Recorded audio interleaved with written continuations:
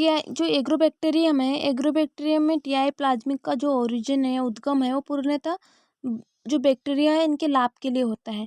Agrobacterium TI plasmid का vector के रूप में प्रभावित जीवाणु द्वारा स्थानांतरण, डीएनए प्लाज्मिड के टुकड़ों का पादप कोशिकीय या न्यूक्लियर जीनोम के समाकलन, ये प्राकृतिक वेक्टर तंत्र के समान होता है। जो डीएनए है उनको स्थानांतरित डीएनए को हम क्या कहते हैं? टीडीएनए कहते हैं। यह अनेक जीन्स जो प्लांट्स कोशिका में प्रेजेंट होते हैं इनको लेता है और उनकी उपापचय क्रियाओं को प्रभावित करता है। तो टीडीएनए का काम क्या है? टीडीएनए जो है वो जीन्स जो प्लांट कोशिका में प्रेजेंट होता है और ये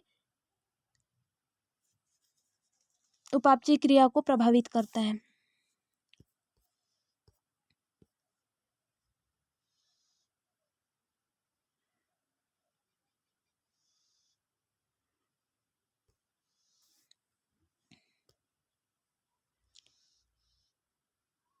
एक जीन्स एक एंजाइम्स को कोड करता है जो प्लांट सेल्स के अमीनो एसिड्स तथा सामान्य मेटाबॉलिट्स को ओपाइन नामक पदार्थ को संश्लेषित करने के लिए उत्प्रेरित करता है।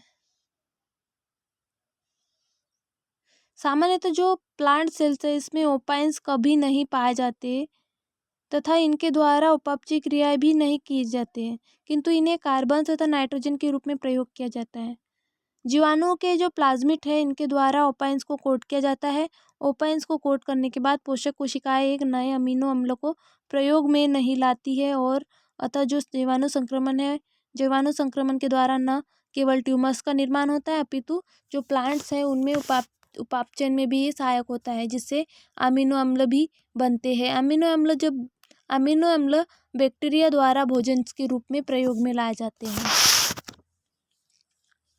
यहाँ जो सेल से transfer of plant cells by Agrobacterium tumefaciens harboring a wild type TI plasmid, when the bacteria recognize a wounded cells, a piece of its TI plasmid is यहाँ बैक्टीरियल क्रोमोसोम्स और टीआई प्लाज्मिड्स और ये T-DNA है। तो जो इसको include करेंगे इनक्लूलेट में इनोकुलेट करेंगे तो इनोकुलेट में क्या होगा?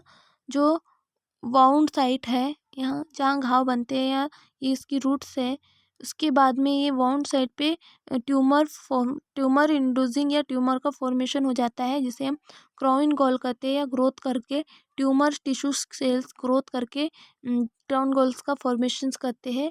तो ये जगह पर ये इसे ट्रांसफॉर्म प्लांट सेल्स कर दिया जाता है। यहाँ फिर न्यूक्लियस, टीडीएनए और प्लांट क्रोमोसोम्स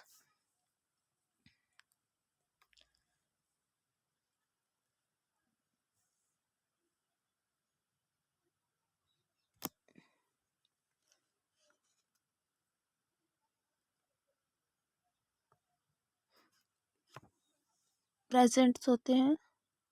फिर इसके बाद नया एक स्ट्रक्चर और है, यहाँ पे भी देखो जो एग्रोबैक्टीरियम ट्यूमिफिकेंस है वो क्या होता है? एग्रोबैक्टीरियम ट्यूमिफिकेंस एक ग्राम नेगेटिव बैक्टीरिया होता है, रोड साइज होता है, रोड साइज आकार का होता है और यह सॉइल्स में प्रेजेंट होता है। तो ये सॉइल के माध्यम से जहाँ जो प्लांट है उसकी रूट में जहाँ चोट लगती है इनमें एंटर करता है। इंटर करने के बाद में ये प्लांट्स की जो रूट्स जहाँ चोट होती है रूट्स के माध्यम से प्रवेश करके इस प्लांट्स की न्यूक्लियस या केंद्रक सेल्स में प्रवेश कर जाता है और उसकी भित्ति से चिपक जाता है। चिपक जाने के बाद में ये एक जो ट्यूमर इंड्यूसिंग है या सेल्स है टिश्यूज उस पर ग्रोथ करने लगता है। ग्रोथ करने के बाद में यहाँ घाव बन जाता है।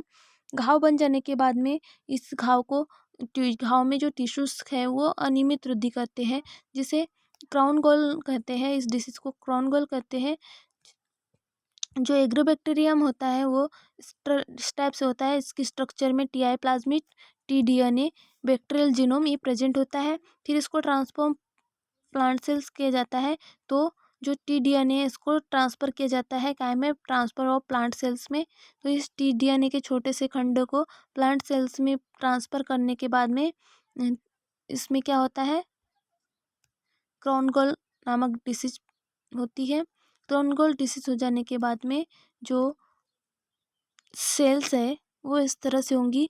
जो क्रोनिक टीआई प्लाज्मिड्स है और प्लांट सेल्स, ये प्लांट सेल जैसी की वैसी, और जो यहाँ का जो था उसमें क्या कॉन्जुगेटेड टीआई प्लाज्मिड उसमें जुड़ जाएगा, और फिर ये ट्रांसफॉर्म्ड सेल्स में कैनोमाइसिस की प्रक्रिया द्वारा कल्चर सेल्स करेंगे। फिर कल्चर्स करने के बाद में इसका कल्चर करने पर क्या होगा, प्लांटलेट का फॉर्मेशन होगा, जिससे ट्रांजिशनिक प्लांट प्राप्त होंगे, और फिर सेल्स ऑफ ट्रांजिशनिक प्लांट्स हमें मिल जाते हैं।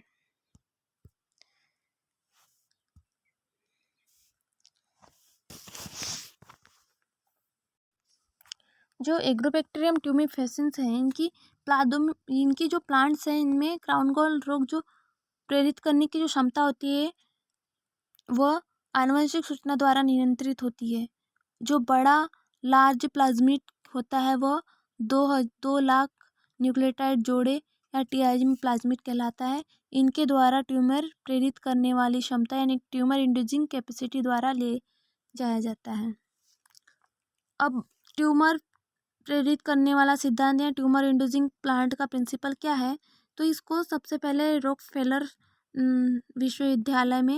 विश्वविद्यालय के अर्मिन ब्रोन नामक साइंटिस्ट ने स्पष्ट रूप से बताया था कि जो ट्यूमर है बैक्टीरियल ट्यूमर प्रेरित करने वाला सिद्धांत प्रदान करता है, यानी कि जो बैक्टीरिया ट्यूमर इंड्यूसिंग करने वाला प्रिंसिपल्स प्रदान करता है। सन 1970 में जब यह सिद्धांत अस्पष्ट रहा, किंतु जो बेल्जियम के जो साइंटिस्ट है जेफशेल तथा उनके सहयोगी ने इन्होंने बताया कि जो जीवाणु है वो लंबा वृत्ताकार यानी कि लॉन्ग सर्कुलर डीएनए प्लाज्मिड पाया जाता है। जब यह बैक्टीरिया स्ट्रेन्स के प्लाज्मिड की हानि होती है तो यह पौधों को संक्रमित करने के लिए अयोग्य हो जाते हैं। जब पुनः प्लाज्मिड को प्राप्त कर लेता है तो पुनः वायरुलेंस आ जाती है। तो इसके बाद हॉलैंड के वैज्ञानिक रोब शिल्पेरुट्स ने बताया कि जो अनेक जीन्स प्लाज्मिड पर प्रेजेंट होते हैं जो ट्यूमर के लाक्षणिक जैसे कि आकारिकीय ओपाइन संश्लेषण को नियंत्रित करते हैं। तब ओसिंटक विश्वविद्यालय में मेरी डेल चिल्टन आदि ने प्रदर्शित किया कि जो प्लाज्मिड का खंड है अर्थात टीडीएनए है, इनको रूपांतरित कोशिकाओं के जीनोम में इंटीग्रेट होता है और टीआई प्लाज्मिड